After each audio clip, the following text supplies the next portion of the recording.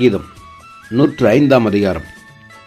கர்த்தரை துதித்து அவருடைய நாமத்தை பிரஸ்தாபமாக்குங்கள். அவருடைய செய்கைகளை ஜனங்களுக்குள்ளே பிரசித்தப்படுத்துங்கள்.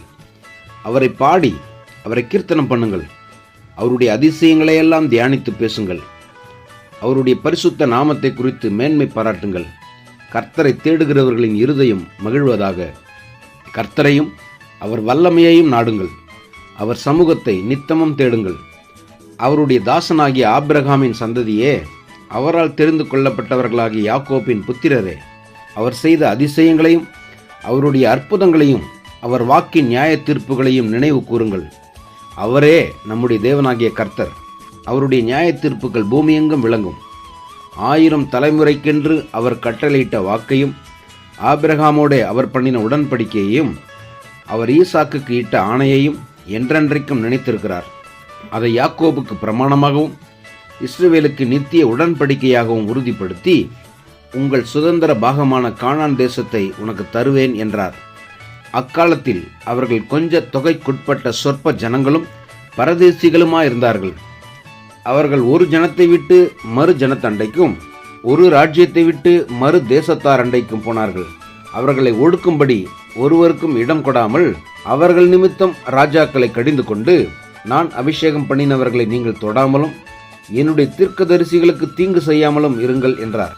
அவர் தேசத்திலே பஞ்சத்தை வருவித்து ஆகாரம் என்னும் ஆதரவு கோலை முற்றிலும் முறித்தார். அவர்களுக்கு முன்னாலே ஒரு புருஷனை அனுப்பினார். யோசேப்பு சிறையாக விற்கப்பட்டான். அவன் கால்களை விலங்கு போட்டு ஒடுக்கினார்கள். அவன் பிராணன் இரும்பில் அடைப்பட்டிருந்தது. கர்த்தர் சொன்ன வார்த்தை நிறைவேறும் அளவும் அவருடைய வசனம் அவனை புடமிட்டது. ராஜா ஆள் அனுப்பி அவனை கட்டவிழ்க்க சொன்னான். ஜனங்களின் அதிபதி அவனை விடுதலை பண்ணினான்.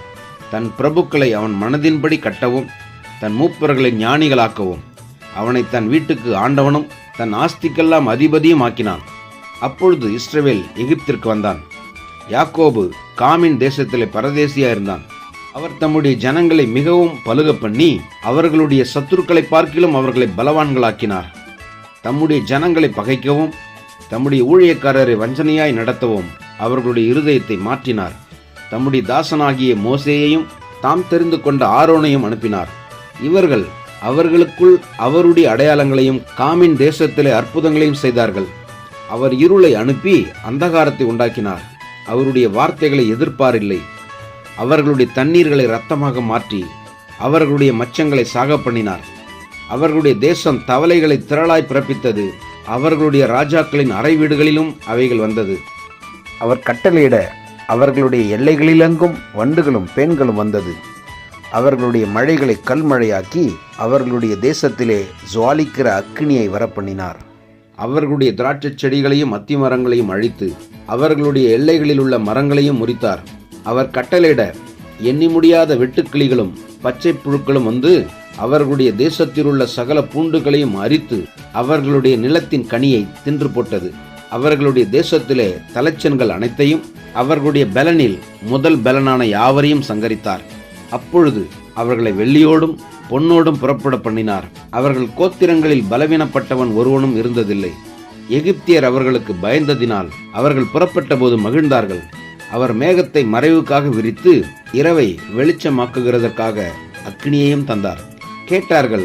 அவர் காடைகளை வரப்பண்ணினார். வான அப்பத்தினாலும் அவர்களை திருப்தியாக்கினார். கண்மலையை திறந்தார். தண்ணீர்கள் புறப்பட்டு வறண்ட வெளிகளில் ஆராய் ஓடிற்று.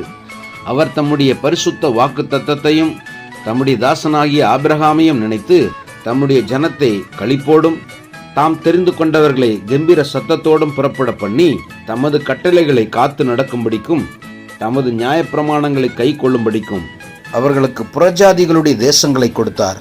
அந்நிய ஜனங்களுடைய பிரயாசத்தின் பலனை சுதந்தரித்துக் கொண்டார்கள். அல்லேலூயா, ஆமென்.